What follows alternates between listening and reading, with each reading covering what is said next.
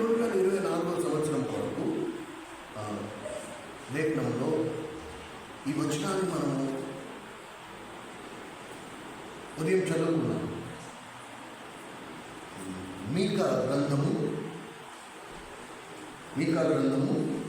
766 page 766.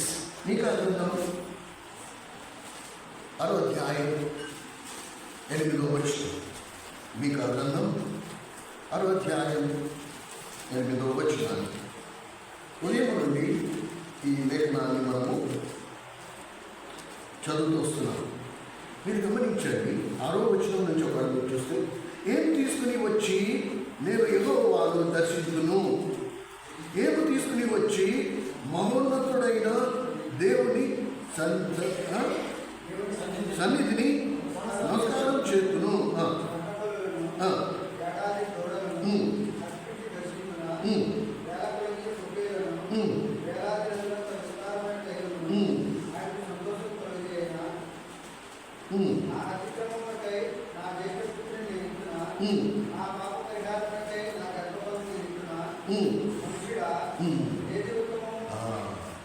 చూసారా, ఆ లిస్ట్లో ఏది విడిచిపెట్టలే. ఏం చేస్తే నేను దేవుణ్ణి ఎదుర్కోగలను, ఏం చేస్తే దేవుణ్ణి నేను సంతోషపరచగలను, నా తొలిచూరిని ఇచ్చేనా, నా మొదటి సంతానాన్ని ఇచ్చేనా, బలులు ఇవ్వనా, నైవేద్యాలు పెట్టినా, ఏం చేస్తే నా దేవుడు సంతోషపడతాడు అంటే దానికి దేవుడు ఇచ్చే సమాధానం, ఓ మనుషుడా, ఇవి కూడా నన్ను సంతోషపరచవు. మరి ఏం సంతోషపరుస్తాయంట? ఏది ఉత్తమమో అది నీకు తెలియజేయబడి ఉన్నాయి. అంటే ఆల్రెడీ నేను నీకు ముందుగానే చెప్పేశా. ఏటేటా మనము వింటానే వస్తున్నాం. నువ్వు ఈ మందిరమే కాదు, ఏ మందిరానికి వెళ్ళినా, ఎక్కడికి వెళ్ళినా కూడా ఈ మాట నీకు 100% వినిపిస్తుంది. దేవుడు ఏం కోరుకుంటున్నాడు, ఏం చేస్తే దేవుడు సంతోషపడతాడు, ఏం చేస్తే దేవునితో నీకు సంబంధం తెగిపోకుండా ఎల్లప్పుడూ ఉంటుంది, ఏం చేస్తే దేవుడు నీతో కూడా ఉంటాడు. నువ్వు ఏం చేస్తే దేవుడు నీతో కూడా ఉంటాడు,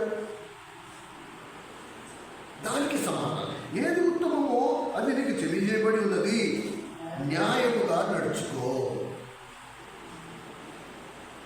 ఏది న్యాయమో దాన్ని మాత్రమే జరిగించు, అన్యాయం జోలికి పోకు.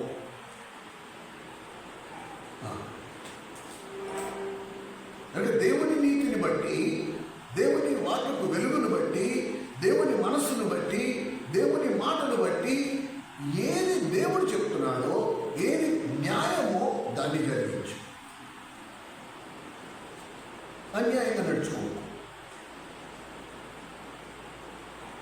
అంతేనా అంటే ఏమంటున్నాడు? న్యాయంగా నడుచుకున్నట్టయు కనికరాన్ని నువ్వు ప్రేమించాలా, కనికరాన్ని నువ్వు ప్రేమించాలి. కనుక ప్రతి మాట నువ్వు ఎలా గ్రహించాలంటే ప్రాక్టికల్ క్రియాశీలకంగా నువ్వు ఆ మాటను గ్రహించాలి. నేను నా భార్యను ప్రేమిస్తున్నాను కాబట్టి నా భార్యను నేను వాటేసుకుంటా, నా ప్రేమను అలాగే నేను వ్యక్తపరుస్తాను. కనుక ఒకవేళ దేవుడు నన్ను కనికరాన్ని ప్రేమించమంటున్నాడంటే నేను కనికరాన్ని వాటేసుకుని ఉండాలి. నా శరీరం నడినెత్తు నుండి అరికాల వరకు కనికరంతో నిండి ఉండాలి. నేను కనికరం గల మనస్సు కలిగి ఉండాలి. ఇది ప్రభు చెప్తున్నాడు, నేను చెప్పట్లే. కనికరమును ప్రేమించుట, దీన మనస్సు కలిగి దేవుని ఎదుట ప్రవర్తించుటయు, ఇంతే కదా యెహోవా నిన్ను అడుగుతున్నాను. న్యాయంగా నడుచుకో, న్యాయంగా నడుచుకో. ఏది న్యాయము, ఏది అన్యాయము? మనం ఎలాంటి సమాజంలో నుంచున్నాము అంటే, ఎలాంటి సమాజంలో మనం జీవిస్తున్నామంటే, ఇక్కడ ఒక 10 మంది కలిపి ఒక మాట మీద నిలబడాలంటే అదే న్యాయం అయిపోతుంది. దేవుని దృష్టిలో అది అన్యాయం అయినా సరే ఈ 10 మంది ఒక మాట మీద నుంచున్నారు కాబట్టి అదే న్యాయం, అదే కొలత. కానీ దేవుని దృష్టిలో ఎలాగా? దేవుని దృష్టిలో న్యాయం ఏది? ఒకడి పట్ల ఎవరైతే ఉన్నారో 1%.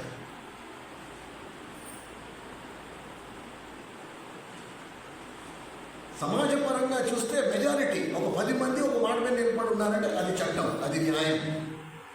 కానీ దేవుడు ఏమంటున్నాడు కదా, ఇద్దరు ఒక్కడు నా ఆజ్ఞను గైకొన్న వారు, దాని కొరకు నిలబడిన వారు, దాని కొరకు ప్రాణాలు కూడా పనంగా పెట్టిన వారు, వాళ్ళదే న్యాయం. రేపు మనం దేవుణ్ణి ఎదుర్కొన్నప్పుడు బాగా అర్థం చేసుకోండి, ఇది పెద్ద వర్తమానం మేము ఉన్నది ఇందులో, బాగా అర్థం చేసుకోండి. రేపు దేవుని న్యాయపీఠం ఎదుర్కొంటా నువ్వు నిలబడాలా, నేను నిలబడాలి. ఇక్కడ నిలబడి వాక్యము అనర్గళంగా బోధించేవాడు అక్కడే నిలబడాలా, ఎదుర్కొండా కూర్చుని వాక్యం విన్నవాడు కూడా అక్కడే నిలబడాలా. వేరే ప్రత్యేకంగా సింహాసనం వేసి, మేము బోధకులం కాబట్టి మాకు సింహాసనం వేసి తీర్పు, మిమ్మల్ని నేల మీద చాపేసి కూర్చోబెట్టి కింద తీర్పు, అలా ఉండదు. నువ్వు అదే బోన్లో నుంచి ఉంటావు, నేను కూడా అదే బోన్లో నుంచి ఉంటాను. నీకు నాకు తేడా ఏంటి? నువ్వు వాక్యం వింటున్నావు, వర్తమానం వింటున్నావు, నేను వర్తమానం చెప్తున్నాను, ఇంతే తేడా. కానీ నిలబడే స్థానం మాత్రం ఒకటే, అదే న్యాయపీఠం ఎదుర్కొండా నిలబడాలి నువ్వు నేను.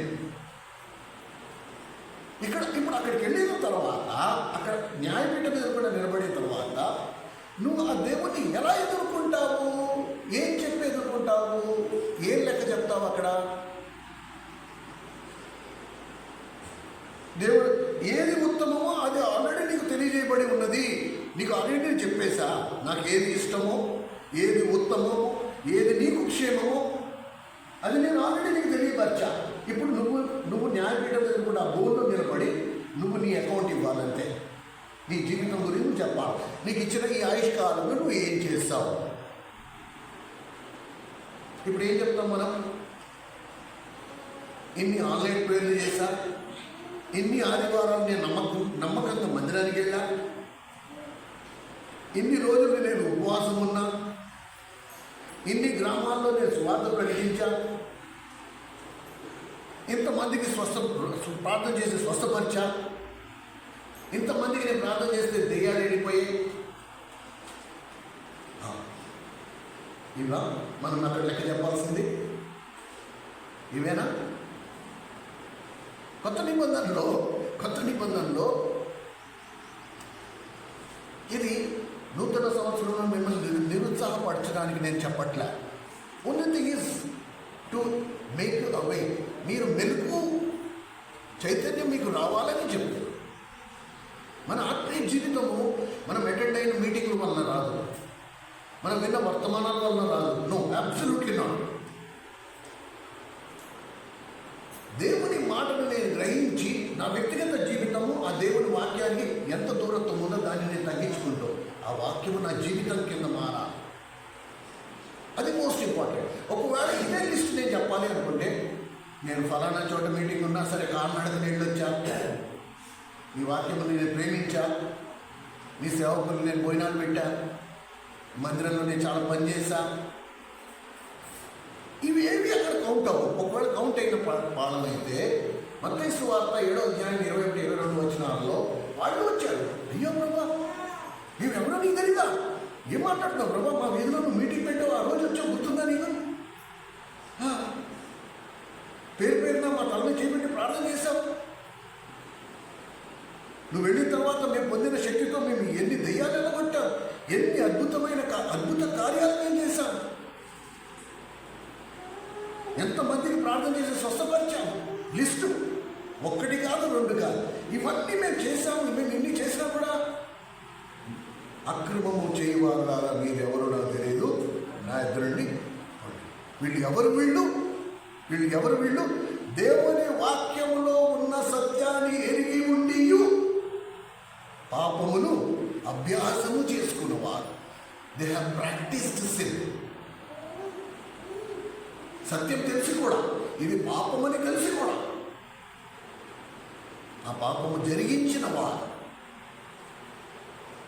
కానీ వీళ్ళు చేసిన మేలు మహత్వ కార్యాలకు వాళ్ళని రక్షించలేదు. వీళ్ళందరూ రక్షింపబడిన వారే. రక్షింపబడకపోతే యేసు ప్రభు పేరిట వాళ్ళు ప్రార్థన చేసి దెయ్యాలు వెళ్ళడం ఏంటి? కాబట్టి వీళ్ళందరూ రక్షింపబడిన విశ్వాసులే. ఓ ప్రభు, నీ పేరిట ఎన్ని అద్భుతాలు చేశాం మేము. మీరు చదవండి మత్తయి సువార్త 7:21-22 మీరు ఇంటికి వెళ్ళాక ఎన్నిసార్లు మనం చదివాము, గంటదా ఇప్పటికీ. వాళ్ళ లిస్ట్ అంతా చెప్పారు. ఆ న్యాయపీఠం ఎదుర్కొన్న నిలబడి ఆ లిస్ట్ అంతా చెప్తే ప్రభు అన్నాడు, మీరెవరు నాకు తెలియదు పండు గతంలో అక్రమం చేయవారు. మరి భూమి మీద పని చేసినవన్నీ ఎక్కడికి వెళ్ళాయి? ఎక్కడ తప్పిపోయారు? న్యాయంగా నడుచుకున్నట్లు తప్పిపోయారు, కనికరాన్ని ప్రేమించినట్లు తప్పిపోయారు. ఆయన ఎదుట, దేవుని ఎదుట దీన మనసు కలిగి ప్రవర్తించటం మర్చిపోయారు. అక్కడ పోయింది మొత్తం అంతా. వీళ్ళు దేవుని కొరకు చేసిన దానిని బట్టి వీళ్ళల్లో ఏమొచ్చేసింది? గర్వం వచ్చింది. దేవుని సార్వత్రికమైన సూత్రం ఏం చెప్తోంది? దేవుడు అహంకారం ఎదిరించి దీనులకు కృపనిస్తాడు. వీళ్ళలో దీనత్వం లేకపోయింది, ఆత్మీయత ఎక్కువైపోయింది. వారు కలిగి ఉన్న ఆత్మీయతను బట్టి వాళ్ళ గర్వం పెరిగిపోయింది.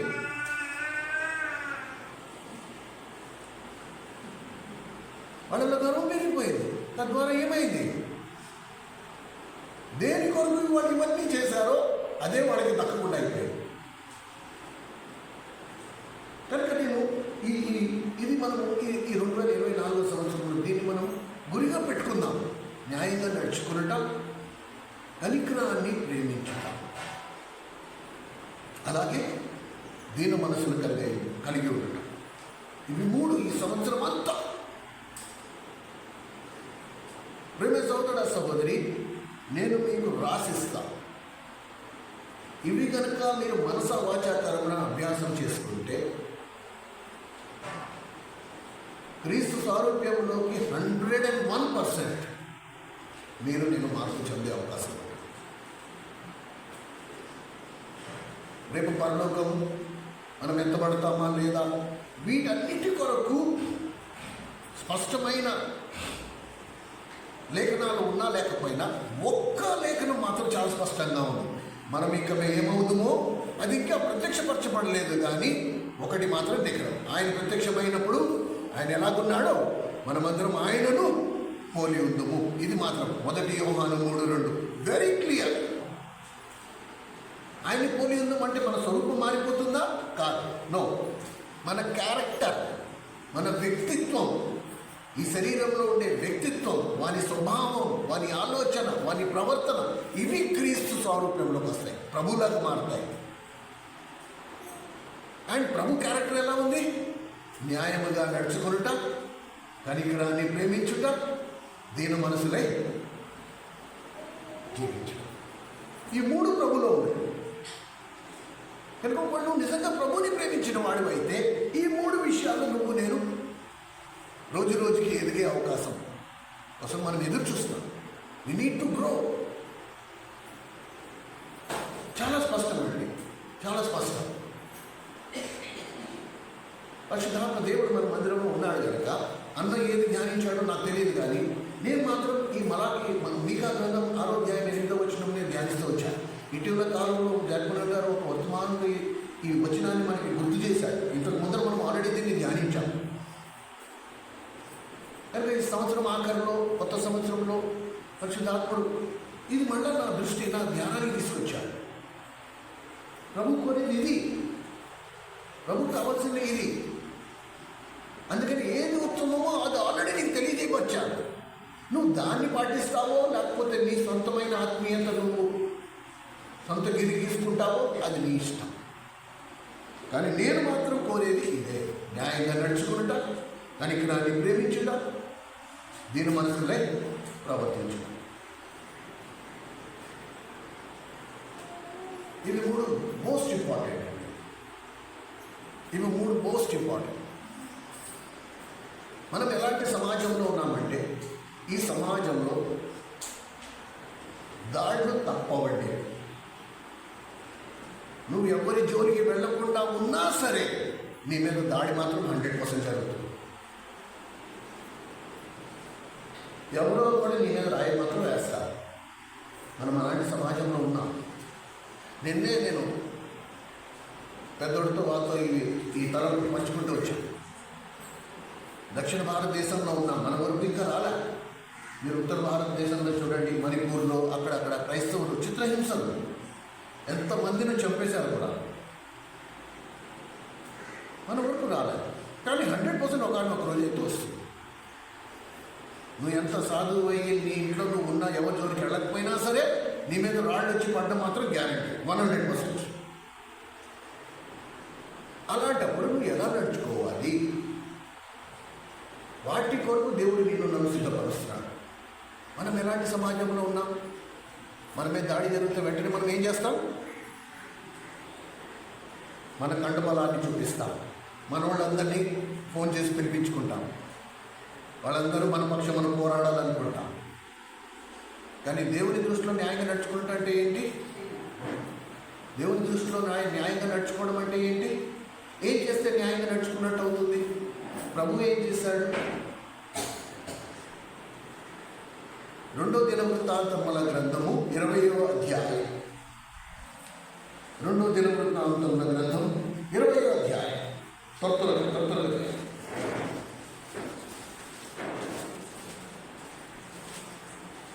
2 దినవృత్తాంతముల గ్రంథం 20వ అధ్యాయం చూడండి. 374వ పేజీ. 2 దినవృత్తాంతముల గ్రంథం 20వ అధ్యాయం. మీరు ఇక్కడ గమనించారు. 2వ వచనం. అంతలో కొందరు వచ్చి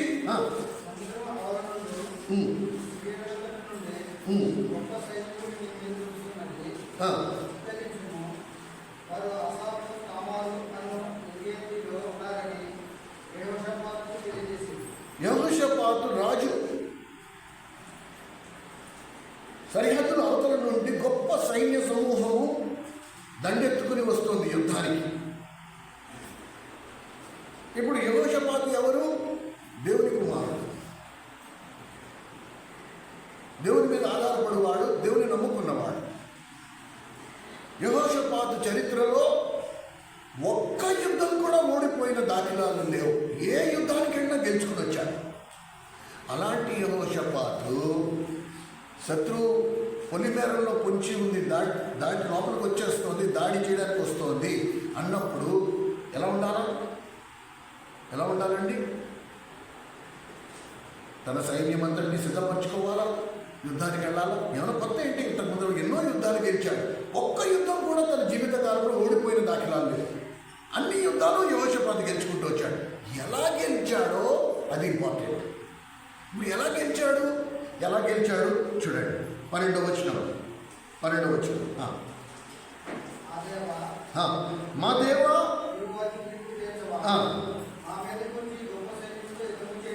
మాకు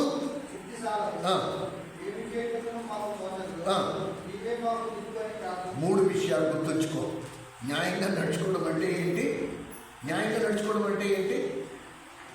ఎవరైనా నీ మీద దాడి చేయడానికి వచ్చినప్పుడు నువ్వు వాడి మీద విరుచుకుపడిపోవడం కాదు. న్యాయంగా నడుచుకోవడం అంటే ఏంటి?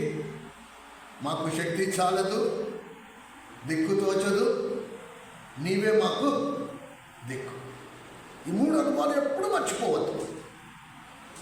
న్యాయంగా నడుచుకోవడము అనే మాటకు అర్థం ఏంటి?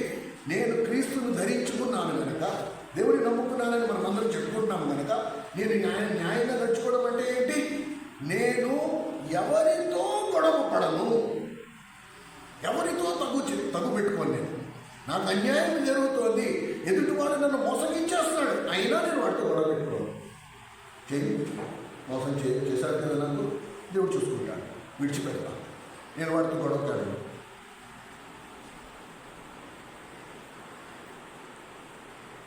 మరి గొడవకు వెళ్ళకపోతే నువ్వు లోపం అయిపోని నో ప్రాబ్లం. నేను న్యాయంగా నడుచుకోవాలి. ఎలా నడుచుకుంటా? నేను నా ప్రభు వైపు చూస్తాను. ప్రభు నాకు శక్తి చాలదు, ఏం చేయాలో నాకు తోచదు, నువ్వే నాకు దిక్కు. మర్చిపోవద్దు, ఎప్పుడు మర్చిపోవద్దు. మనం ఏం ధ్యానిస్తున్నాం? ఒకవేళ నిరంతరము దేవుడు నీ పక్కనే నుంచోవాలని నువ్వు కోరుకుంటున్నావంటే దానికి ఉపాయం చెప్తున్నాను. ఇది నేను చెప్పట్లేదు, ఇక్కడ స్పష్టంగా రాస్తుంది. ఏం చేస్తే ఎల్లప్పుడూ దేవుడు నీ పక్కనే ఉంటాడు, నిన్ను అసలు విడిచిపెట్టి వెళ్ళలేడు. అండ్ జీవం కలిగిన దేవుడే నీ పక్కన ఉంటే నీ ఎదుట ఉన్న శత్రువు ఏ పాటి వాడు? ఏం చేయగలడు నీకు?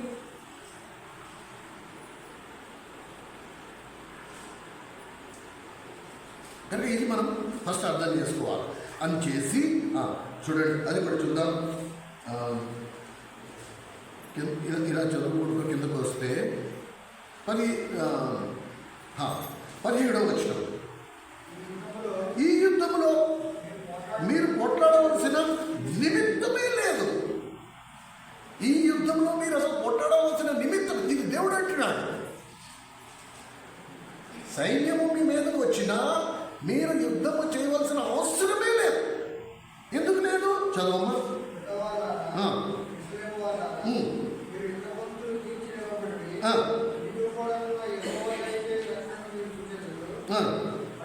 భయపడకుడి, జడేకుడి. మీరు కొత్త నిబంధన అంతా చూడండి. కొత్త నిబంధనలో భయపడకుడి అనే మాట 365 సార్లు రాశాం. భయపడకుడి అనే మాట 365 సార్లు రాశాం. భయపడడం కూడా పాపమే. ఆ విషయం ఎవరైనా చెప్పారా? భయపడకుడి అనే మాట ఉంది కదా, అలాగే పాపము చెయ్యకుడి అనే మాట కూడా ఉంది. ప్రభు ఎన్నిసార్లు భయపడకుడి అన్నాడో అలాగే పాపము చెయ్యకుడి అన్నాడు. నువ్వు పోయి ఇక పాపము చెయ్యకు.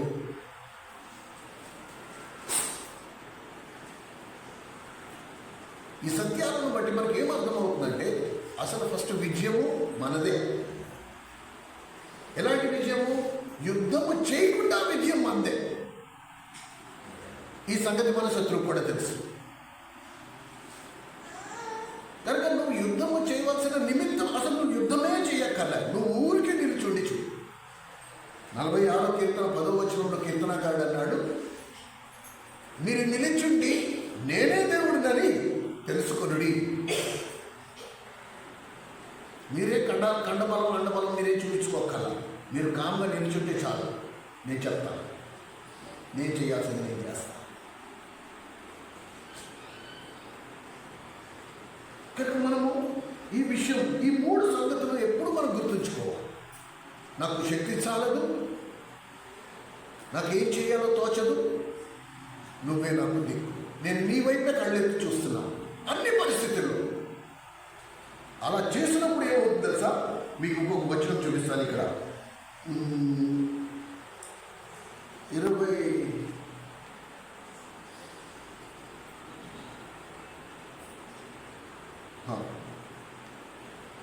22-23 వచనాలు కూడా చదువు. వాడు పాడుటకును, ఇంకా పైనుంచి చదువుదాం. ఇంకా పైన అసలు యుద్ధానికి వెళ్ళేటప్పుడు ఎలా వెళ్తారు? యుద్ధానికి బల్లాలు, కత్తులు, కటాలు, ఇప్పుడైతే తుపాకీలు, బాంబులు ఇవన్నీ తీసుకుని యుద్ధానికి వెళ్తారు. కానీ వీళ్ళు ఎలా వెళ్ళారు? చదవండి. 21వ వచనం చదువుదాం. మరియు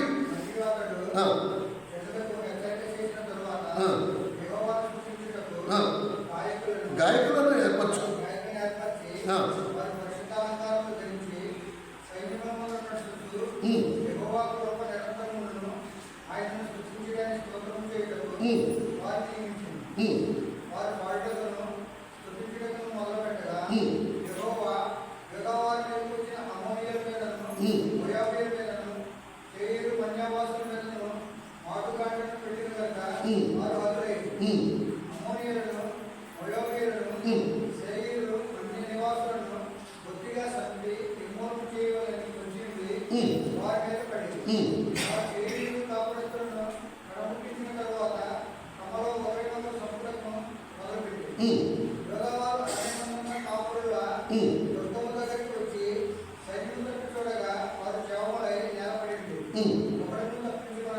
ఇది అది అండర్లైన్ చేసుకో. ఒక్కడు కూడా తప్పించుకోలే. Not even a single person. ఒక్కడు కూడా తప్పించుకోలే. ఈ వాక్య భాగం మనకెలా వర్తిస్తుంది? ఈ 2024వ సంవత్సరంలో దగ్గర ఈ సూత్రాన్ని కనుక పాటిస్తే, నాకు శక్తి చాలదు, ఏదైనా సరే నువ్వు ఉదయం లేవగానే ఫస్ట్ నీ ప్రార్థన ఇదై ఉండాలి. ప్రభా, ఈ రోజంతటి వరకు నాకు శక్తి చాలదు, దిక్కుతోచదు, నువ్వే నాకు దిక్కు. దీంతో నువ్వు మొదలుపెట్టావంటే డిసెంబర్ 2024 డిసెంబర్ 31వ తారీఖు రాత్రికి నీ సాక్ష్యం ఏమై ఉంటుంది తెలుసా? ఈ సంవత్సరములో ఏ ఒక్క సమస్య తీర్చకుండా నా సంవత్సరం గడవలేదు. ప్రతి సమస్య నాకు సమాధానపరచబడింది. నా దేవుడు ప్రతి సమస్య నాకు సాల్వ్ చేసి పెట్టాడు. ఏం రాస్తుంది? వారిలో ఒక్కడు కూడా తప్పించుకోలే.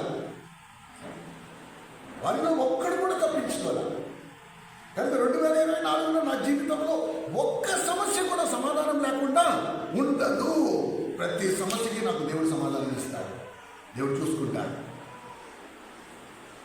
ఒకవేళ నేను ఈ సూత్రం, సమస్యని చూసి నేను భయపడిపోకుండా, సమస్యని చూసి వీళ్ళ వైపు వాళ్ళ వైపు చూడకుండా, సమస్యలు 100% వస్తాయండి. భూమి మీద నువ్వు నేను ఈ మట్టి శరీరంలో ఉన్నంత వరకు మనకి సమస్యలు ఎదురవడం సహజమే.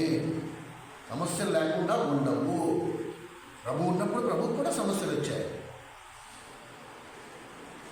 కానీ నువ్వు ఈ ఫార్ములా, నాకు శక్తి చాలదు, ఏం చెయ్యాలో తోచదు, నువ్వే నాకు దిక్కు, ఇది కనుక నువ్వు పెట్టుకుంటే, ప్రతిసారి ప్రభు వైపు చూస్తే, దేవుని వైపు చూస్తే, తండ్రి వైపు చూస్తే, అది కూడా ఎలా మౌనంగా, నువ్వేం చెయ్యొద్దు. నువ్వు అయిపోయి తెల్లారిపోతే మొక్కలు అంటుకుపోతే మనం ఏదో చేయాలి, నేను వాళ్ళ దగ్గరికి వెళ్ళాలి, వీళ్ళు క్యాకేసుకోవాలి, వాడిని పిలుచుకోవాలి, ఇది చేయాలి, అది చేయాలి. ఏమి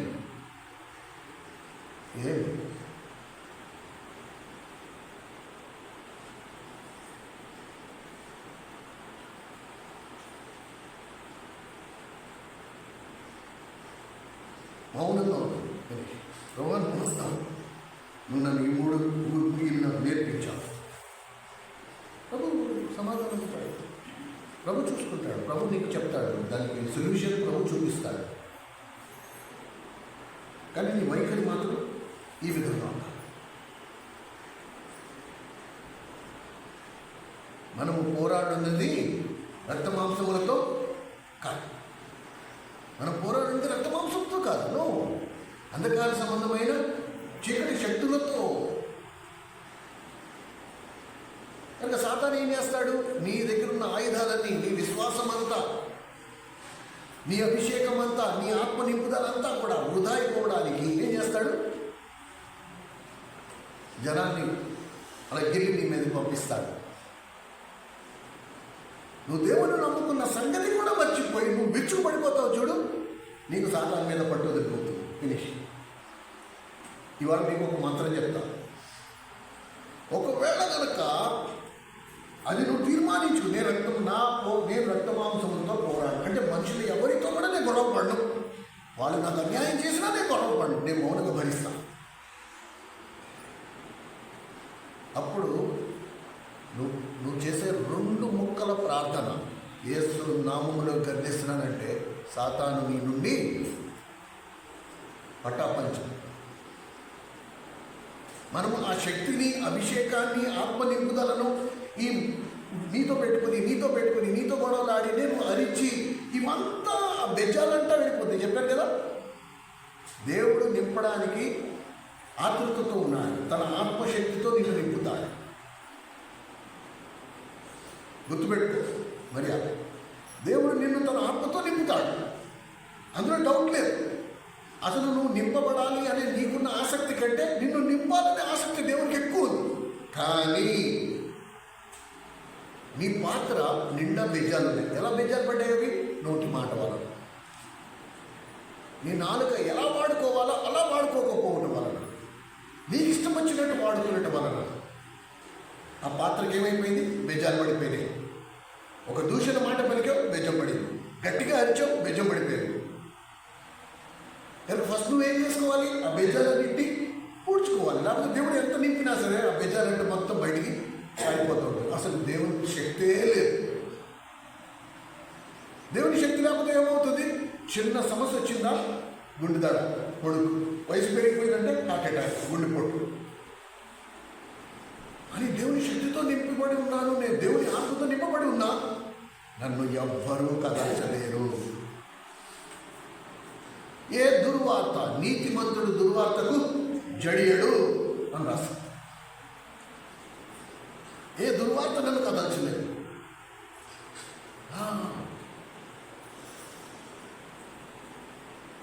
ఇది మనం అర్థం చేసుకోవాలి.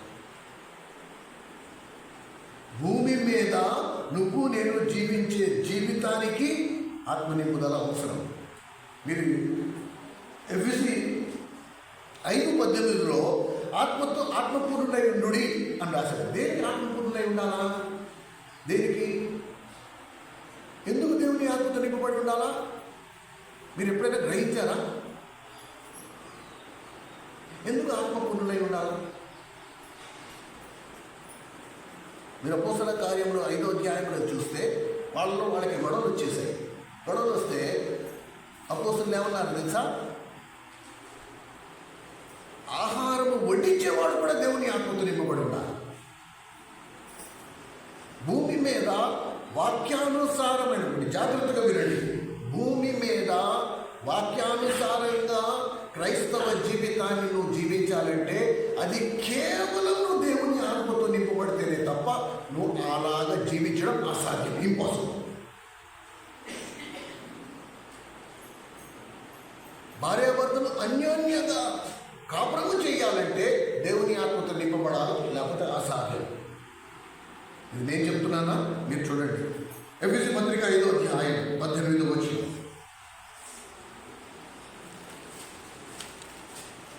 ఎఫెసీ రాసిన పత్రిక 5వ అధ్యాయం, ఎఫెసియన్స్ చాప్టర్ 5 18వ వచనంలో చూడండి. ఆ మాట ఎంత స్పష్టంగా ఉందో. మీరు మద్యంలో మత్తులై ఉండకుడి, దానిలో దుర్వ్యాపారము కలదు, అయితే ఆత్మపూర్ణులై ఉండుడి అని రాసిన తర్వాత 2వ పారాగ్రాఫ్లోకి వచ్చినప్పటికి ఏమవుతుంది? స్త్రీలారా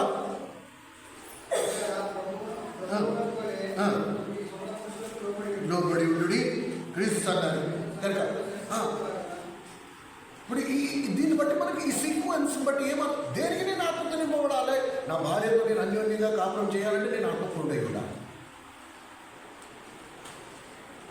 క్రీస్తు సంఘమును ఎలా ప్రేమించాడో అలాగా ఒక పురుషుడు తన భార్యను ప్రేమించాలి అంటే ఆత్మపూర్ణుడై ఉండాలి.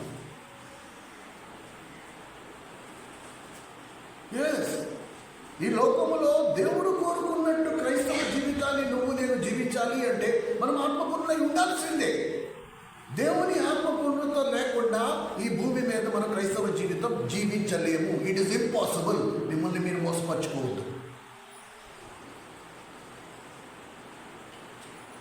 కనుక ఏది న్యాయమో దానిని మాత్రమే జరిగించండి. ఎలా జరిగిస్తాం? మరి ఎలా జరిగిస్తాం? ఆ 2వ దినవృత్తాంతములు 20వ అధ్యాయంలో ఆ మాట మీరు 22వ వచనం నుంచి ఇంటికి వెళ్ళాక చదవండి. 24వ వచనం వరకు వాళ్ళు ఒక్కడైనా సరే మిగిలిన అందరూ హతులైపోయారు. కనుక నా టెస్ట్ మనీ ఏమై ఉండాలి? డిసెంబర్ 31, 2024 డిసెంబర్ 31కి ఆ సమస్యలన్నీ సాల్వ్ అయ్యాయి.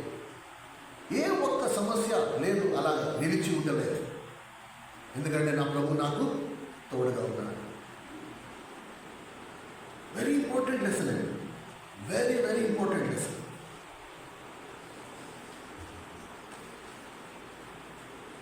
మనం ఆలోచించినట్టు దేవుడు ఆలోచించాడు. ఒక్కొక్కసారి మన జీవితంలో పరిస్థితులు ప్రతికూలంగా ఉంటాయి. అసలు దేవుడు ఉన్నాడా అనే అనుమానం వచ్చే పరిస్థితులు ఉన్నాయి. మీకు ఒక విషయం తెలుసా? పాత నిబంధనలో యోసేపు తన సొంత అన్నదమ్ములు ఆఖరోడు యోసేపును అమ్మేశాడు. దేవుని ఏర్పాటు చొప్పున 13వ ఏట వయసులో యోసేపు ఎక్కడున్నాడు? చెరసాలలో ఉన్నాడు. అది కూడా చెయ్యని నేరానికి, తాను చెయ్యని నేరానికి పొతిఫరు భార్యతో వ్యభిచరించమంటే ఒప్పుకోకపోవటం వలన నేను నా దేవునికి వ్యతిరేకంగా ఈ పాపము నేను చెయ్యను అన్నందుకు వాని మీద తప్పుడు నేరం మోపి వాడిని తీసుకెళ్ళి చెరసాలలో వేయించాను. ఇప్పుడు చెరసాలలో యోసేపు సణుక్కోవచ్చు, గొనుక్కోవచ్చు. నేను అసలు పాపం చేయకుండా నాకు ఈ శిక్ష ఏంటి అని ఏడవచ్చు. అక్కడి నుంచి మరీ కొన్ని సంవత్సరాలు యోసేపు చెరసాలలో ఉండాల్సిన పరిస్థితి ఏర్పడేది. సణుక్కున్నాడా? కొనుక్కున్నాడా? దేవుడు ఇది నీ చిత్తమైంది, నీకు వందనాలు. ఎందుకు? యోసేపు దేవునితో నిరంతరము సంపర్కంలో ఉన్నారు, కనెక్టెడ్, దేవునితో ఉన్నాడు. నువ్వు ఇక్కడ ఉన్నావు, నాకు చేసాలేంటి? నువ్వు ఎక్కడుంటే నాకు అక్కడే ఆనందం, నువ్వు నా పక్కనే ఉన్నావు. ఎందుకు అలాగా? యోసేపు నాకు శక్తి చాలదు, ఏం తోచదు, నువ్వే నాకు దిక్కు. ఈ అనుభవంలో ఉన్నాడు కాబట్టి he was so happy. అచర్సాల్లో కీర్తనలు పాడుకుంటూ ఉన్నాడు సంతోషంగా మరికొన్ని సంవత్సరాలు. ఎందుకు అలాగా? తండ్రి ఏమి నిర్ణయించాడు? నువ్వు ఇన్ని సంవత్సరాలు చెరసాల్లో ఉండుట నీకు క్షేమం. ఫస్ట్ యవన ప్రాయం. నువ్వు ఇదే బయట ఉంటే ఇంకా దేనిచేతన శోధింపబడి పూర్తిగా లోకంలో కలిసిపోయే ప్రమాదం ఉంది. కనుక నేను నిన్ను తీసుకొచ్చి చెరసాల్లో వేశాను నీ క్షేమంలో. యోసేపు అర్థం చేసుకున్నాడు. కరెక్ట్గా విడుదల పొందే సమయం వచ్చింది, చెప్పాల్సిన వాడు మర్చిపోయాడు. ఇంకా కొన్ని సంవత్సరాలు చెరసాల్లో ఉన్నాడు. ఎందుకలాగంటే తండ్రి అన్నాడు, నువ్వు ఇంకా టైం రాలే, ఇంకా నువ్వు సిద్ధపడలా, నువ్వు సింహాసనం మీద కూర్చునే వయసు ఇంకా ఉంది, ఇంకా నువ్వు చాలా విషయాలు నేర్చుకోవాలని. సరే ప్రభు, ఇలాగే ఉంటాను అనుకోకుండా రాజు మళ్ళీ కాలు చూశాడు. అప్పుడు వీడు గుర్తొస్తుంది, అదే కొన్ని సంవత్సరాల క్రితం యోసేపు అని మన చెరసాల్లోనే ఒకడు ఉన్నాడు, చెరసాల్లో యోసేపు అని ఒకడు యవనస్తుడు ఉన్నాడు రాజా. అప్పుడు కూడా వాడు నాకు కలభావం చెప్పాడంటే, అవునా, వాడిని బయటకు తీసుకురా అనగానే కలభావం చెప్పాడు. చెప్పగానే రాజు ఆశ్చర్యపోయాడు. అరే ఏంటిది? మా దేవుడు దీన్ని నాకు బయలుపరిచాడంటే చెరసాల నుంచి విడిపించడమే కాదు, అసలు ఏ నేరం కింద నువ్వు లోపల ఉన్నావు అంటే, నేను చెయ్యని నేరానికి నువ్వు ఇన్ని సంవత్సరాల లోపల ఉన్నావా? అరే ఇంత అమూల్యమైన ధన్యత కలిగి ఉన్న వాడిని నా రాజ్యంలో చెరసాల్లో అమూల్యమైన వజ్రాన్ని నేను బురదలో పాడేసి ఉంచానా అని చెప్పి రాజు ఏం చేశాడు? సింహాసనం మీద కూర్చోబెట్టాడు.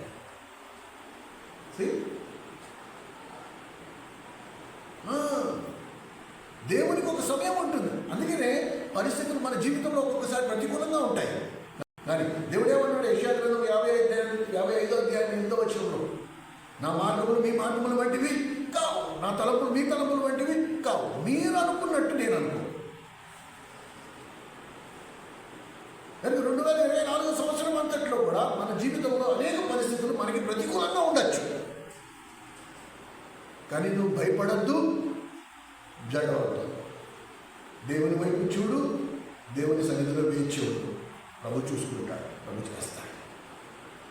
ఏది అనుమతించినా అది నీ క్షేమము కొరకు. ఉదయం అన్న కూడా అన్నాడు, నీ క్షేమం కొరకు ప్రభా, ఇది నువ్వు అనుమతించావు, నేను తల వంచుతా, నేను శిరస్సు వంచుతా, నేను నీకు లోబడతాను. ఎందుకంటే నన్ను నిర్మించిన వాడు నువ్వు, తల్లి గర్భంలో పిండంగా పడిన మొదలుకొని నేటి వరకు నన్ను కనిపెట్టుకుని కాపాడుకుంటూ కాచుకుంటూ వచ్చిన వాడు నువ్వే. నాకు ఏది క్షేమం అది నీకు బాగా తెలుసు. కనుక నేను బుద్ధిహీనంగా ఏ నిర్ణయం తీసుకుని తప్పటడుగు వేయకుండా నేను అన్ని పరిస్థితుల్లో నీ వైపే చూస్తా. మనిషి వైపు చూడను, పరిస్థితుల వైపు చూడను, సమస్యల వైపు అసలు చూడను, నేను నీ వైపే చూస్తాను. కనుక ఏది న్యాయమో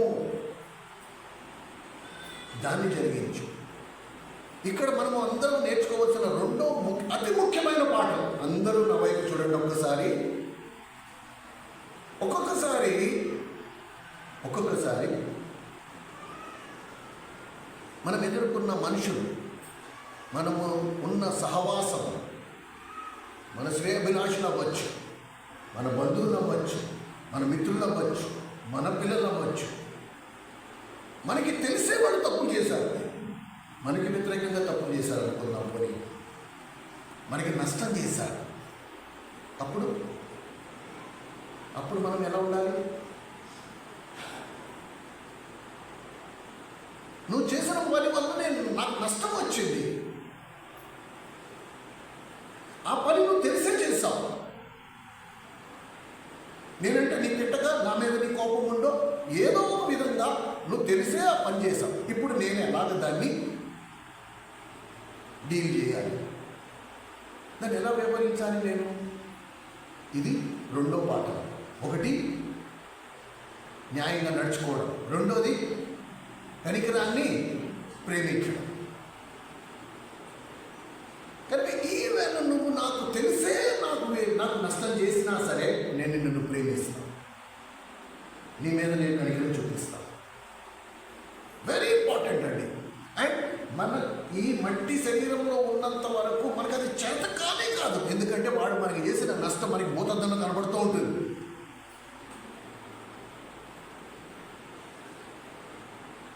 వాడిని ప్రేమించడం కాదు కదా, వాడిని క్షమించడం కూడా మనకు చేత కాదు. మనం ఎంతో కోపం, కక్ష, పగ పెంచేసుకుంటాం వాడి మీద. కానీ ప్రభు చెప్పిన సూత్రాలు మీరు గమనించండి.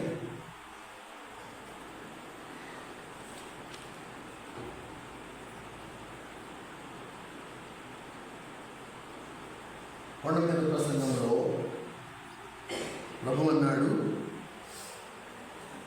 కనికరము గలవారు ధన్యులు, వారు కనికరింపబడుదురు అని రాశారు. కనికరం గలవారు ధన్యులు, వారు కనికరింపబడుదురు. కనుక ఒకవేళ నేను నీ మీద కనికరం చూపిస్తే పైనున్న తండ్రి నా మీద కనికరం చూపిస్తాడు. ఎలా చూపిస్తాడు? నేను చేసిన తప్పు మళ్ళా చేసినా సరే ఆయన నన్ను కనికరిస్తూ వచ్చాడు. అలాగే నాకు వ్యతిరేకంగా తప్పులు చేసిన వారు, నేరాలు చేసిన వారు, నా మీద తప్పుడు నేరాలు మోపిన వారిని కూడా నేను అలాగే కనికరించాలి. ఒకవేళ నేను ఇది చేయకపోతే ఆయన నన్ను కనికరించాడు. అందుకు స్ట్రైట్ ఫార్వర్డ్ ఆర్డర్ ఇది, స్ట్రైట్ ఫార్వర్డ్ ఆజ్ఞ ఇది. లూకాసు వార్త 6:36 లూకాసు వార్త 6:36 గమనించగలరందరూ. లూకాసు వార్త 6:36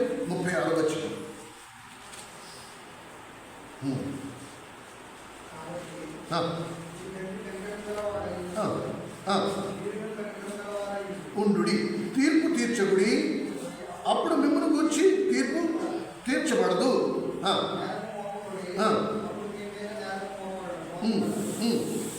క్షమించుడి, అప్పుడు మీరును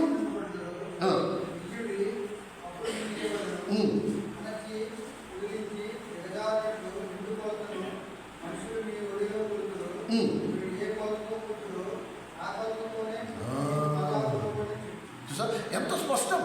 దీనికి వర్తమానాలు అక్కర్లా, ఎంత స్పష్టం. నువ్వు ఏ కొలతతో కొలిచి వాడిని కనికరిస్తావో అదే కొలతతో నువ్వు కనికరింపబడతావు.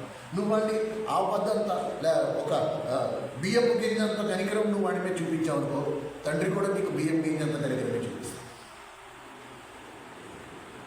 నువ్వేం కోరుకుంటున్నావు? చేసిన తప్పు నువ్వు ఎన్నిసార్లు చేసినా నీ తండ్రి నీ మీద కనికరం చూపించాలని నువ్వు కోరుకుంటున్నావు. అలాంటప్పుడు నీకు విరోధంగా పాపము చేసిన వాడిని నువ్వు కనికరించకపోతే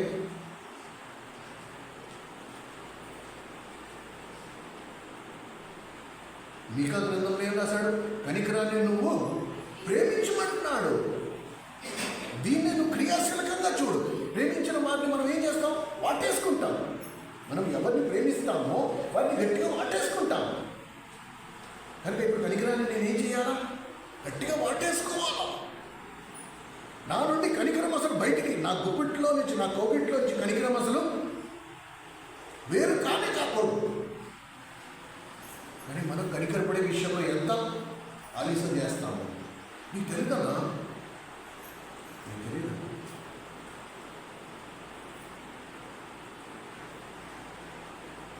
క్షమించే విషయంలో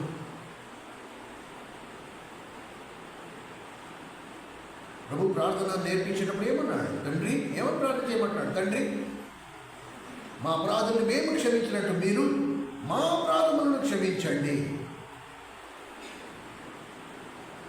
ప్రభు ఎవరు ఒకవాడు క్షమించకపోతే ఈ అపరాధాలు కూడా క్షమించబడవు.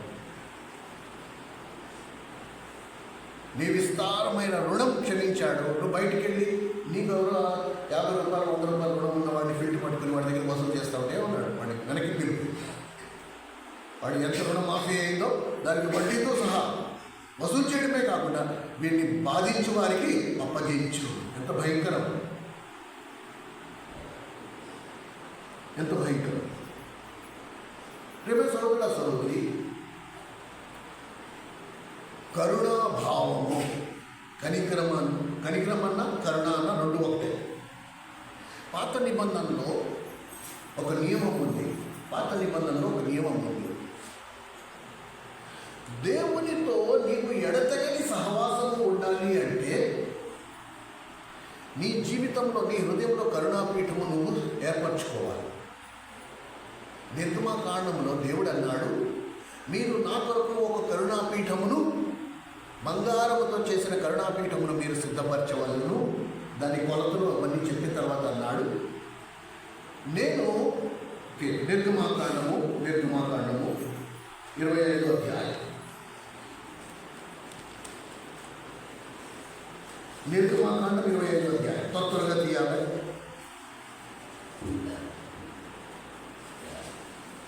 నిర్గమకాండం 25వ అధ్యాయం.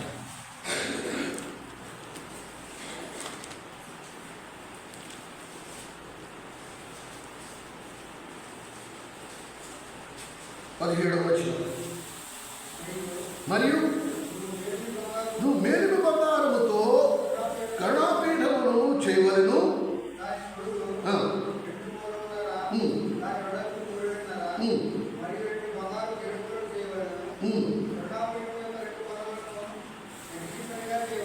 చాలు. ఇవి కరుణాపీఠం గురించి చెప్తూ వచ్చాడు. మీరు 22వ వచనం దగ్గరికి వచ్చినప్పటికీ ఇప్పుడు దేవుడు ఏమంటాడు, చేసిన తర్వాత ఒకవేళ నువ్వు అలా కరుణాపీఠమును తయారు చేసిన తర్వాత 22వ వచనం, అక్కడ నేను ఎక్కడ కలుసుకుంటాడు? నువ్వు ఎక్కడైతే కరుణాపీఠమును తయారు చేశావో అక్కడ నేను నిన్ను కలుసుకుని కరుణాపీఠము మీద మరి నుండి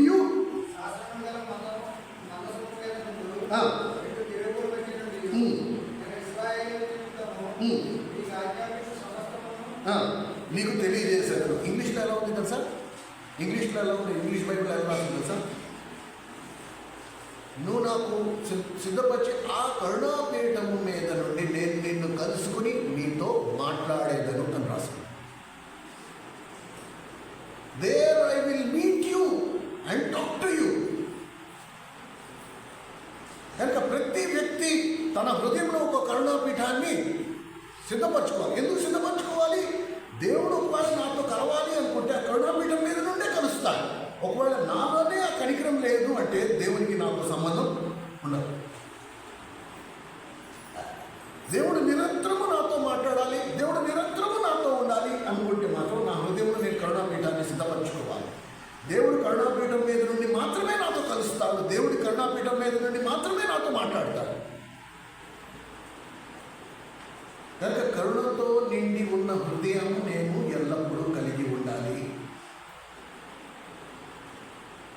అలా లేని ఎడల దేవుని మాట నాకు వినపడదు. అలా లేని ఎడల దేవునికి నాకు సహవాసం అనేది ఉండదు. ఎంత అద్భుతమైన వాగ్దానాలు ఉన్నాయి. నా హృదయంలో నేను కరుణాపీఠాన్ని సిద్ధపరచుకోవాలి. నా కుటుంబంలోనే కరుణాపీఠాన్ని సిద్ధపరచుకోవాలి. నా సంఘంలో నేను కరుణాపీఠాన్ని సిద్ధపరచుకోవాలి. నా విశ్వాసాల మధ్యలో నేను కరుణాపీఠాన్ని సిద్ధపరచుకోవాలి. ప్రతి చోట. ఎందుకంటే నా దేవుడు కరుణాపీఠం మీద నుండే నాకు కలుస్తాడు. కరుణాపీఠం మీద నుండే నాతో మాట్లాడతాడు. ఇది నేను చెప్పట్లేదు, లేఖనం చెప్తాను. Very important. ఆ కనికరం గల హృదయం లేకుండా, కరుణ లేకుండా దేవుడికి మనకి సహవాసం అనేది ఏర్పడదు. ఇంపాసిబుల్. కానీ ఈ వాగ్దానం దేవుడి సంవత్సరం ఈ నూతన క్రియ మీలో నాలో జరిగించబోతున్నాడు. అది ఇప్పుడే ఈ మందిర ద్వారబంధము దాటక ముందు నేను తీర్మానించిన ప్రభావ ఈ కరుణాపీఠము నాకు దేవుడు ఎల్లప్పుడూ ఉండాలి. నేను అందరినీ కనికరించిన అనుభవంలో ఉండాలి. ఎవరి మీద రాగద్వేషాలు నేను పెంచుకోకూడదు. నువ్వు నన్ను కనికరించినట్టు నేను అందరినీ కనికరించుకుంటూ పోవాలి.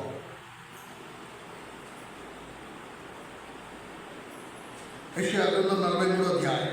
త్వరగా తీయండి.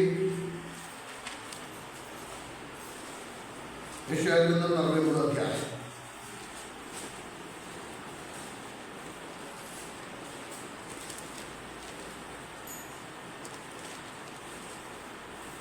18 వచ్చి యెషయా గ్రంథం 43:18. మునుపటి వాటిని జ్ఞాపకం చేసుకున్నప్పుడు తలంచకుడి. 2024 2023 సంవత్సరం సంగతులను మళ్ళీ జ్ఞాపకం తెచ్చుకోవద్దు. ఆ శత్రుత్వాలను మళ్ళీ జ్ఞాపకం తెచ్చుకోవద్దు. దాన్ని పూర్తిగా తీసుకోవాలేద్దాం, క్షమించేద్దాం, అందరి ఎలా కనికరాన్ని చూపిద్దాం. మునుపటి సంగతుల్ని జ్ఞాపకం చేసుకోవద్దు. దేవుడు నూతన కార్యం చేయబోతున్నాడు మనందరిలో. ఎప్పుడో కాదు, దానికి ముహూర్తం లేదు, ఇప్పుడే. నువ్వు ఒకవాడు ఈ రోజు ఇక్కడ ఒప్పుకుంటే, ఈ రోజు తీర్మానించుకుంటే, ఈ 3 విషయాల్లో ప్రభావ నేను కదర్చబడకుండా ఉంటా, ప్రతిరోజు నేను సరి చూసుకుంటా ఈ కొత్త నాలో ఉందా లేదా. ఈ రోజే అది మొలుస్తుంది, ఈనాడే అది మొలుస్తుంది. దేవుడు కార్యం నేను 100% జరిగిస్తా. కొన్ని పేజీలు తిరిగి 58వ అధ్యాయం యెషయా గ్రంథం 58వ అధ్యాయం 9వ వచనం నుండి చూడండి. ఇది మోస్ట్ ఇంపార్టెంట్. ఈ విషయాన్ని జాగ్రత్తగా గుర్తుపెట్టుకోండి. ఇది గడిచిన నెలల్లో కూడా మీకు నేను జ్ఞాపకం చేశాను, మళ్ళీ జ్ఞాపకం చేసుకుంటున్నాను. ఈ 2024లో దీని నుండి మనందరం విడిపించబడాలా. దేని నుండి? 9వ వచనం 58వ అధ్యాయం 9వ వచనం. అప్పుడు నీవు పిలవగా యెహోవా ఉత్తరం ఇచ్చును, నువ్వు మొరపెట్టగా ఆయన నేనున్నానను. ఇతరులను బాధించుటయు, వ్రేలు చూపి తిరస్కరించుటయు,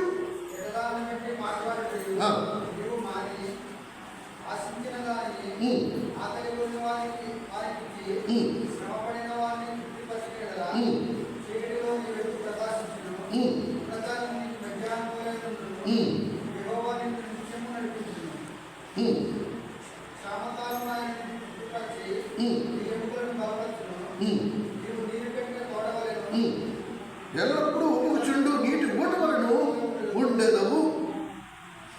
పూర్వకాలం నుండి పాడిపోయిన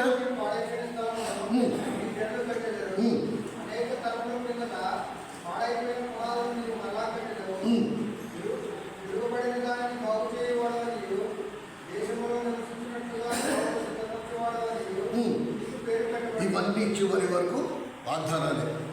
అయితే ఈ వాగ్దానాలన్నీ షరతులతో కూడినవి. ఇఫ్ చేసిన ఎడల, ఒకవేళ నువ్వు ఇలా చేస్తే నేను నీకు ఇలా చేస్తా. ఇవన్నీ కండిషన్స్. షరతులు నువ్వు నెరవేరిస్తే వాగ్దానాన్ని సొంతం అవుతాయి. ఈ 2024లో దేవుడు మీ జీవితంలో ఈ కార్యం జరిగిస్తాడు. కనుక వీటిని మనం ఎంతైనా గుర్తుంచుకోవాలి. కనికరాన్ని ప్రేమించుట. ఒక్కొక్కసారి మనము దేవుని వాక్యము మనం ఎదుర్కొంటా ఉన్నా సరే మనం దేవుని కొరకు వేచి ఉండే సందర్భం వస్తుంది. మీరు ఉదాహరణకి వ్యభిచారము చేస్తుండగా పట్టుబడిన స్త్రీని కొందరు తీసుకొచ్చి ప్రభు దగ్గరికి వచ్చి, ప్రభువా, మోషే ధర్మశాస్త్రం ప్రకారంగా వ్యభిచారము చేస్తుండగా పట్టుబడిన స్త్రీని రాళ్ళు నుండి చంపాలని రాసుంది కదా, ఆయనను నువ్వు ఏమంటావు అని తెలుసుకున్నటకు ఈమెను మీ దగ్గరికి తీసుకొచ్చాము అంటే ప్రభు మౌనంగా నేల మీద ఏదో రాస్తున్నట్టుగా మనం ఆ సందర్భం చదువుతాం. మనందరికీ తెలిసిన వాక్య భాగం. లేఖనం చాలా స్పష్టం. ధర్మశాస్త్రంలో ఏమని రాస్తుందంటే వ్యభిచారం చేస్తుండగా పట్టుబడిన స్త్రీని రాళ్ళు నుండి చంపాలి. వాక్యం క్లియర్, చట్టం అది. అలాంటప్పుడు వెంటనే ఆ చట్టాన్ని అమలు చేయాల్సింది ప్రభు ఎందుకు వేచి ఉన్నాడు? మౌనంగా ఆయన మొంగుని నేల మీద రాస్తున్నాడు. ఏం రాస్తున్నాడో అక్కడ రాయబడ్డా. కనుక వీటిని మీరు కొంచెం మౌనంగా మీరు ధ్యానిస్తే పరిశుద్ధాత్ముడు ఎన్ని విషయాలు మీకు బయలుపరుస్తాడు. ప్రభు ఏం చేస్తున్నాడంటే మౌనంగా, తండ్రి వీళ్ళు అడిగిన ప్రశ్నకి నాకు ఏం సమాధానం చెప్పమంటావు అని తండ్రిని అడుగుతున్నాడు. తండ్రి సమాధానం ఇచ్చేంత వరకు ఆయన మౌనంగా రాస్తానే ఉన్నాడు. వాళ్ళు వేసే ప్రశ్నలు వేస్తూనే ఉన్నారు. అప్పుడు లేచి తండ్రి అన్నాడు, వాళ్ళతో ఇలా చెప్పు, నీలో పాపము లేని వారు మొదటి రాయి వేయాలి అని వాళ్ళతో చెప్పను. అప్పుడు తలపైకి ఎత్తన్నాడు, నీలో పాపం లేని వాడు మొదటి రాయి వేయాలి. అప్పుడు అక్కడ పెద్దలు మొదలుకొని చిన్నది వరకు అందరూ ఆ రాళ్ళు పడేసి అక్కడి నుంచి వెళ్ళిపోయారు. కానీ అసలు ఏ పాపము చేయని వ్యక్తి ఒకడు ఉన్నాడు అక్కడ. ఎవడైనా? ప్రభు తానే. ఇప్పుడు ధర్మశాస్త్రం నెరవేర్చబడాలి అంటే ప్రభు రాళ్లతో ఆమెను కొట్టి చంపాల్సిందే. అని ప్రభు ఏమన్నాడు? అమ్మా, ఎవరు నీకు శిక్ష విధించలేదా అంటే లేదయ్యా. అంటే నేను కూడా నీకు శిక్ష విధించను, పో, ఇక పోయి నువ్వు పాపము చెయ్యను.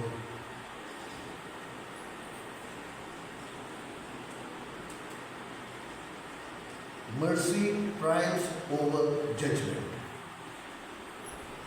కనికరము తీర్పు మీద అతిశయపడును అని రాసి. కనికరము తీర్పు మీద అతిశయపడును. ఏది అతిశయపడుతుందో దాన్ని మనం విడిచిపెట్టి తీర్పు తీర్చడానికి అసలు ఆలస్యమే చెయ్యం. అది కూడా చూడకుండా వినకుండా. మనం చూసింది లేదు, వినింది లేదు, అయినా తీర్పు తీర్చేస్తాం. అంటే మీకు తెలియదండి, వాళ్ళు చెప్పారు, వీళ్ళు చెప్పారు, ఇంతమంది చెప్తారంటే 100% అది నిజమే అయి ఉండాలి. వాళ్ళు అంతే. ప్రభు చూసిన దానిని బట్టి, విన్న దానిని బట్టి తీర్పు. అందుకే 2024లో నీకు హెచ్చరిక, మనందరికీ హెచ్చరిక ఏంటి? తీర్పు తీర్చకుడి, అప్పుడు మీకు తీర్పు తీర్చబడదు.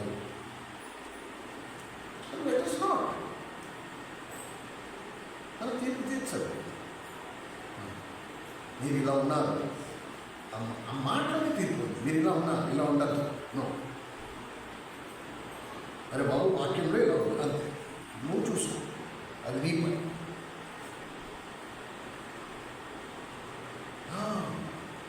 నీకు టార్చ్ లైట్ చూపించేంత వరకునే ఆ వెలుగులో నువ్వు నడుస్తావో లేకపోతే చీకట్లో నడుచుకుంటావో అది నీ ఇష్టం. ప్రభువే బలవంతం చేయలే, మనం ఎవరు? కనుక వర్తమానాల ద్వారా జీవితాల్లో మార్పులు రావు. వర్తమానాల ద్వారా వర్తమానం వింటే జీవితంలో మార్పు రాదు. హాస్పిటల్ చుట్టూ ప్రదక్షిణాలు చేస్తే రోగం తగ్గదు. హాస్పిటల్ లోపలికి వెళ్ళి డాక్టర్కి చూపించుకుని వాడు చెప్పిన మందులు వేసుకుంటూ ఆ డాక్టర్ చెప్పిన పథ్యం పాటిస్తే రోగం తగ్గుద్ది. హాస్పిటల్ చుట్టూ తిరిగితే రోగం తగ్గదు. అలాగే దేవుని మందిరానికి వచ్చి వెళ్తే జీవితంలో మార్పు రాదు. వర్తమానాన్ని వెళ్ళిపోతే జీవితంలో మార్పు రాదు. ఎలా వస్తుంది? ఆ వాక్యము నా శరీరంగా మారినప్పుడు, దేవుడు చెప్పినట్టుగా నేను నడుచుకున్నప్పుడు, నీతిని జరిగించు, కనికరాన్ని ప్రేమించి దీనులమై నడుచుకున్నప్పుడే నా జీవితంలో మార్పు వస్తుంది. కనుక ఇది మనము స్పష్టంగా అర్థం చేసుకోవాలి. ముగించే ముందు ఆఖరి, ఇప్పుడు దీనులై నడుచుకొనుట. సార్వత్రిక సూత్రం రోమా 6:14 ఏం రాస్తుంది? రోమా 6:14 అదే తొందరగా. పాపం మీ మీద ప్రభుత్వము చేయదు, ఎలయనగా మీరు కృపకే కానీ ధర్మశాస్త్రమునకు లోనైన వారు కాదు. అదే పరిస్థితుల్లో ఇంకొక మాట ఏం రాస్తుంది? దేవుడు అహంకారాన్ని ఎదిరించి దీనులకు మాత్రమే కృపనిస్తాడు, అందరికీ ఇవ్వడు. కనుక నేను దీని ఒక మాట మనం ఎంత ఆశ్చర్యం వేస్తుందండి. పేతురు రాసిన మొదటి పత్రిక, మొదటి పేతురు రాసిన పత్రిక,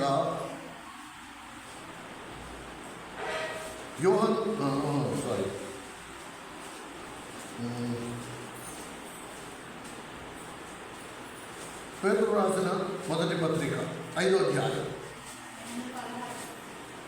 216 పేజీ, 217, 5వ అధ్యాయం 5వ వచనం.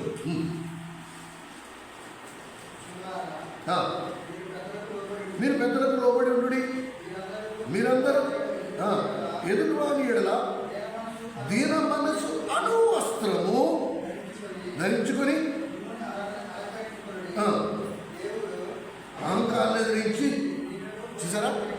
ఇందాకనే మనం అనుకున్నాం. 1 పేతురు 5:5. సరేనా? ఇప్పుడు ఏమని రాస్తుంది?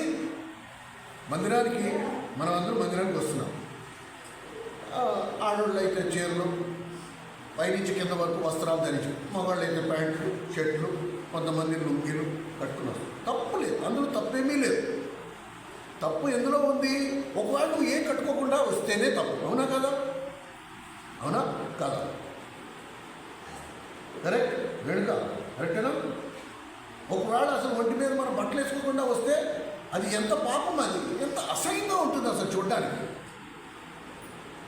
కానీ ఎలాగో అలాగ మన మానాన్ని కప్పి పైనుంచి కింద వరకు మర్యాదకరమైన బట్టలు వేసుకుని వస్తే అందులో తప్పు మాత్రం లేదు. కానీ ప్రభువు లేఖనం ఏం చెప్తోంది? 1 పేతురు 5:5 ఏమో రాస్తుంది? మీరు దీన మనసు అను వస్త్రము ధరించుకుని మిమ్మల్ని మీరు అలంకరించుకొనుడి. ఒకవేళ నీలో దీనత్వం లేదు అంటే నువ్వు ఎలా ఉన్నట్టు? దిగంబరుడు. దేవుడు నువ్వు వేసుకుంటున్న ప్యాంటు చొక్కా వైపు చూడట్లా. ఒకవేళ నాకు దీన మనసు లేదు, ఒకవేళ నాలో దీనత్వం లేదు అంటే నేను దిగంబరుడినే. కానీ నేను ఎప్పుడెప్పుడు అలాంటి స్థితిలో నేను గర్వంతో అహంకారంతో నేను దేవుడి దగ్గరికి వస్తున్నాను.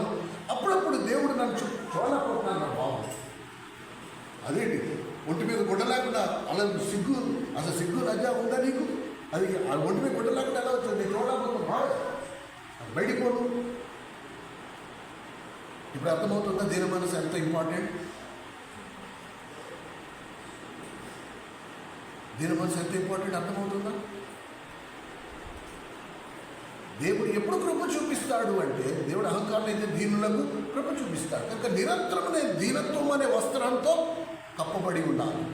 నేను ఎల్లప్పుడూ దీనునే ఉండాలి, అప్పుడప్పుడు కాదు. ఏమండి వీళ్ళ పరిస్థితి ఏంటంటే, ఏమోనండి అప్పుడప్పుడు బట్టలు వేసుకుంటాడు కానీ ఏంటో ఒక్కొక్కసారి ఒంటి మీద గుడ్డలు లేకుండా వెళ్ళిపోతూ ఉంటాడు అన్నట్టే. నేను ఎల్లప్పుడూ దీన మనస్సు, ఎల్లప్పుడూ తగ్గింపు, ఎల్లప్పుడూ నన్ను నేను హెచ్చించుకోను. నా రంగును బట్టి, నా రూపును బట్టి, నా ఆర్థిక స్థాయిని బట్టి, నా చదువును బట్టి, నా జ్ఞానాన్ని బట్టి, నా ఆత్మీయతను బట్టి ఏ విషయంలో కూడా నన్ను నేను ఇతరుల మీద కంటే హెచ్చించుకోను, అందరికంటే తక్కువగా ఎంచుకున్నాను.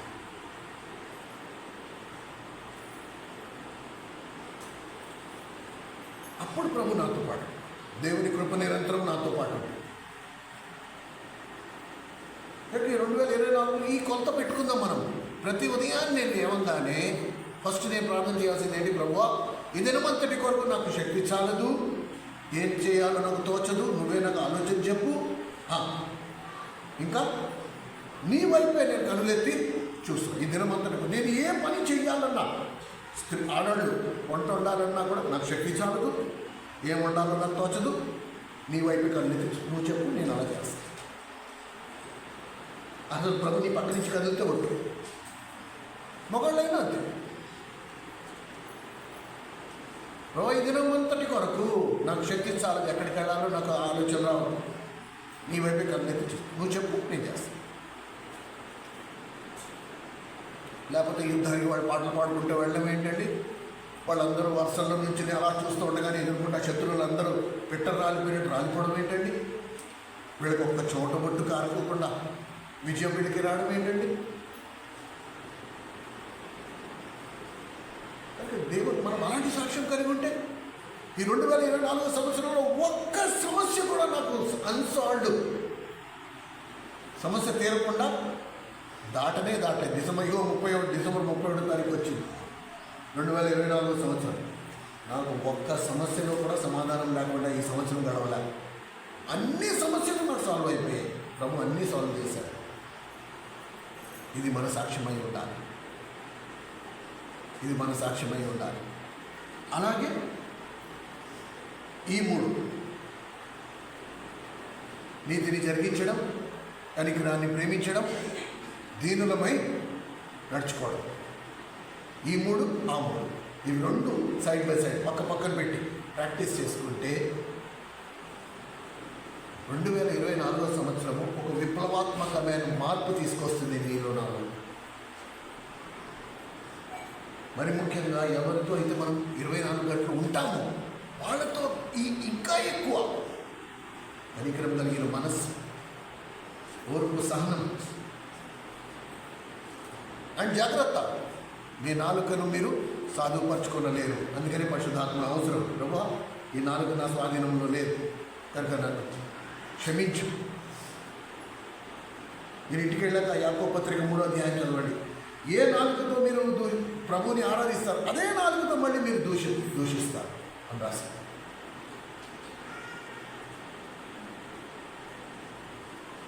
కానీ ఈ నాలుక వలన నీవు ఎంత నష్టం చేసుకుంటున్నావో ఒకసారి ఆలోచించు.